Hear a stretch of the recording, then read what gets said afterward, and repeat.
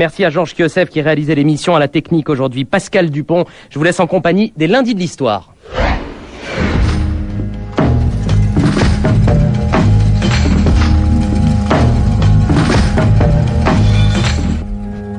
Les lundis de l'histoire par Jacques Le Goff et Arlette Farge.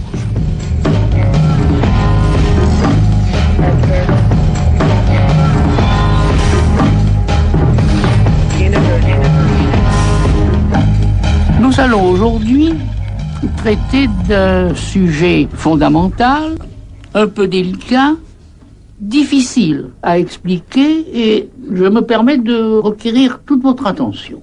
Mais vous verrez, le sujet est passionnant et nous allons en parler à partir d'un livre passionnant. Ce livre, c'est celui de Jean-Pierre Pauly, Le chemin des amours barbares, avec un sous-titre qui, comme souvent, explicite le titre, Genèse médiévale de la sexualité européenne, paru aux éditions Perrin. Et pour traiter de ce beau livre, de ce grand sujet, sont réunis ce matin autour des micros des lundis de l'histoire l'auteur, Jean-Pierre Pauly, professeur à l'université de Paris X Nanterre, et notre invitée, Régine Lejean, professeur à l'université de Paris 1, Paris Panthéon-Sorbonne. Jean-Pierre Pauly, je voudrais m'associer à vous au début de cette émission dans l'hommage que vous rendez dans ce livre à celui qui a été votre maître et qui a été pour moi un maître et un ami, Georges Duby. Pourquoi, aujourd'hui, éprouvons-nous le besoin d'évoquer Georges Duby, Jean-Pierre Pauly? Pour deux raisons, je pense. La première, c'est que c'est lui qui, en principe, aurait dû écrire ce livre. Et de moi-même, je n'aurais jamais pensé à attaquer une question qui me paraît encore aujourd'hui un peu difficile, comme vous l'avez dit. Il était arrivé là. C'était sa route. Bon, moi, je pense que je lui aurais servi à renforcer le côté barbare, si l'on peut dire, de la question. Et puis aussi parce que je pense que vous l'avez bien connu, nous l'avons bien connu, moi aussi, et bon. Et je voudrais aussi associer les auditeurs fidèles qui se rappellent sans doute que Georges Duby nous avait fait l'honneur et l'amitié de venir plusieurs fois au micro des lundis de l'histoire, et en particulier pour y présenter ses livres. Et j'ai aujourd'hui l'impression que, à travers Jean-Pierre Pauly, quelle que soit l'importance de l'apport personnel de Jean-Pierre Pauly, c'est un peu Georges Duby qui est encore là. Jean-Pierre Pauly, comme il me plaît de le faire, je vais, si vous le voulez bien, partir du titre et du sous-titre de votre livre. Le premier mot qui frappe, si l'on met à part amour, on va en parler de l'amour, des amours, c'est barbare. Et est-ce que cela veut dire que c'est une vision du Moyen-Âge barbare, que c'est une histoire de la contribution des sociétés barbares au Moyen-Âge? Pourquoi barbare? Ensuite, vous parlez de Genèse, c'est-à-dire que votre ouvrage montre l'élaboration de nouvelles conceptions et de nouveaux comportements en matière sexuelle. Et en matière sexuelle, mais aussi, et comme Georges Duby l'avait très bien démontré, c'est intimement lié en matière de système de parenté. Il s'agit donc, si je simplifie les choses, et vous me corrigez si je me trompe, de montrer comment, à partir d'une part de la sexualité des sociétés barbares nordiques, et d'autre part de la sexualité traditionnelle, j'allais dire, des sociétés méditerranéennes, on en est venu à élaborer au cours du Moyen-Âge, en définitive, un nouveau modèle européen de sexualité s'incarnant au fond dans le mariage monogamique, exogamique et indissoluble. C'est une grosse histoire c'est celle que vous racontez très bien dans ce livre. Est-ce bien cela votre dessein? Enfin, vous avez si bien résumé la chose que je vais me retrouver presque n'ayant plus besoin de le faire. Je crois que oui, si je puis me permettre une petite glose sur votre résumé, Barbare, naturellement, ce livre est un peu mutilé par rapport à ce qui devrait être fait.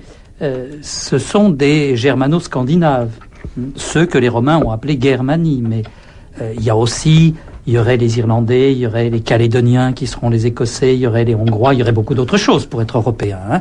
Nous avons là une Europe qui, fatalement, par les manques de l'auteur du livre, est en partie limitée. On peut dire aussi que, malgré tout, l'apport germano-scandinave a été important dans nos sociétés.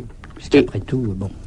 Donc, de ce point de vue-là, je crois que oui, Georges Duby, une des choses qu'il avait bien mise en valeur et même montrée, me semble-t-il, c'est que quelque chose avait fini de se mettre en place au début du Moyen-Âge classique, qui allait être destiné à durer, quand bien même ce modèle était tourné, combattu, dérivé, mais il allait être là, finalement. C'est le sort des modèles, ils ne sont jamais appliqués, l'ethnologie nous le montre, jamais complètement. Et au fond, l'idée, c'est qu'est-ce qu'il y avait eu avant? Qu'est-ce qui avait fait ce modèle où les hommes sont remparés dans leur certitude, où les femmes sont plus que tenues à l'écart, au moins dans le modèle, et où, au fond, cette alliance des deux courants, le courant ecclésiastique, le courant lignagé, s'opère et va durer longtemps, finalement.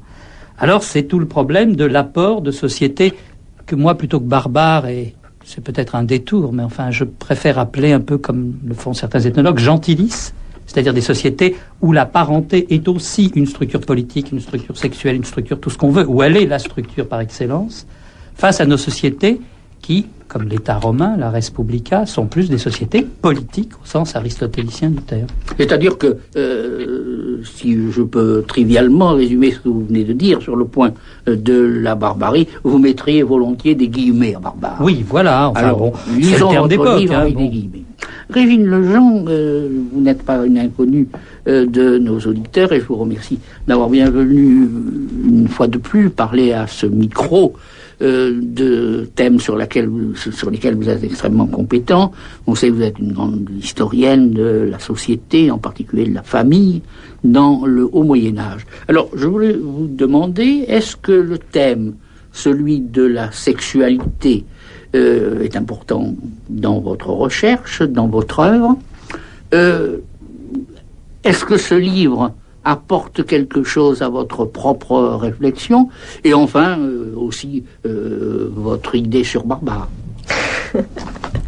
Alors, je pense effectivement que la sexualité est au cœur de la parenté. On ne peut pas dissocier les deux, même si moi, je me suis intéressée davantage à la parenté et moins à la sexualité, parce qu'on ne peut pas tout traiter à fond. Il est évident que dans un ouvrage comme celui de Jean-Pierre Pauly, qui veut brasser une longue période et montrer une évolution longue du système, conduisant au système moderne en quelque sorte, et aux sociétés modernes, il fallait évidemment faire intervenir la sexualité comme il l'a fait intervenir. Pour ce qui est des barbares, de fait, le terme barbare est un terme que les Romains ont utilisé pour désigner ceux qui n'étaient pas romains et qui n'étaient pas civilisés par rapport à eux. Alors ici, ce sont les barbares germano-scandinaves. Bon, je ne serais pas tout à fait aussi nette que lui, aussi sûre que lui du terme germano-scandinave, parce que je ne sais pas si, par exemple, les Goths qui ont vécu si longtemps au contact de l'Empire romain avant que ne s'opère cette synthèse, par exemple, n'étaient pas déjà largement romanisés. Donc là, on pourrait discuter. Mais oui, mais je pense même qu'il faut aller un peu plus loin. Alors pour le coup, quand on retrouve la vaisselle du gouverneur de Germanie inférieure au Danemark, bon, oui. Elle n'est peut-être pas venue toute seule, si j'ose dire, mais bon, des traces de romanisation. Même des gens en Norvège pouvaient savoir ce qu'était Rome. Tout à fait. Maintenant, étant donné l'importance de la religion dans l'histoire dont vous parlez, dont nous allons parler, on peut peut-être, je ne sais pas, le moment vient comme ça, remplacer barbare par païen? Non, ça ne va pas. Enfin, pourquoi pas? Si, non. Les mots... évidemment, paganisme aussi, mais c'est pour ça que je te vois froncer les sourcils. C'est très vaste. entre un animiste chamanique et un païen comme nous les voyons à Rome. Oui, parce qu'il y a le paganisme romain. Il y a toutes sortes de... Bien sûr. Et pour traiter de ce grand et difficile, complexe sujet, en particulier, pour le souligner, vous avez largement et intelligemment mis à contribution les anthropologues et les historiens des religions.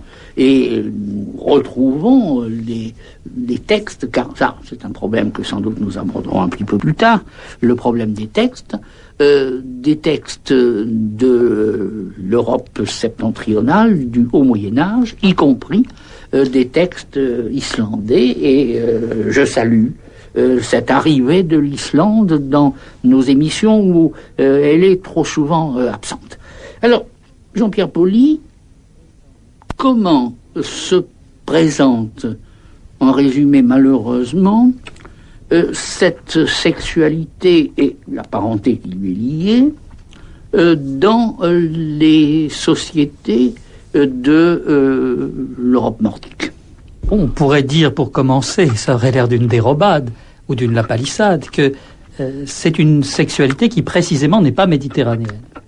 Et en ce sens, cela se relie à la chose à laquelle vous avez fait allusion, que notre documentation, et principalement pour ces périodes, la documentation traditionnelle est ecclésiastique, donc l'Église vit sous la loi romaine en partie, elle est méditerranéenne, elle dérive du bas empire et de sa législation. Donc là, nous avons d'un côté ce modèle méditerranéen dont avait parlé en son temps Germaine Tillon, pour l'opposer en tant que système prémoderne aux structures élémentaires de Lévi-Strauss, qui a amené Lévi-Strauss à modifier, je pense, un peu son analyse en parlant de structures semi-élémentaires. Et de l'autre côté, un modèle qui précisément est à la fois un modèle de société apparentée, où la parenté est tout, le modèle gentilis, et un modèle, disons, qui serait beaucoup moins oedipien, mais là, nous anticipons peut-être sur d'autres choses. Un modèle plus qui tirerait sur le personnage plus tardif d'Hamlet. Un personnage pour qui la mère est véritablement au premier plan et non plus le père. Oui, à ce sujet, je signale à nos auditeurs qu'ils trouveront dans votre ouvrage si riche un exposé des plus vieilles versions de l'histoire d'Hamlet, d'un Hamlet du Haut Moyen-Âge, à travers un écrivain, car encore il a fallu la mise par écrit, d'un écrivain danois de la fin du XIIe siècle, si je ne m'abuse, Saxo Grammaticus. Donc, ça nous amène effectivement à la nécessité d'utiliser d'autres sources avec laquelle nous autres historiens, j'allais dire généralistes, enfin sans déprécier, même les historiens du droit sont des sortes de généralistes, plus que d'autres. Mais nous avons un problème de langue. En général, nous sommes passablement latinistes. Nous pouvons demander un appui à nos collègues latinistes, et il y en a partout dans toutes les universités. Or, malheureusement, Gourevitch l'avait déjà signalé. Nous faisons donc l'histoire de gens qui parlaient une autre langue, avec d'autres catégories, fatalement. Et d'où la nécessité d'avoir recours à ces textes, encore que Saxo Grammaticus soit un latiniste, mais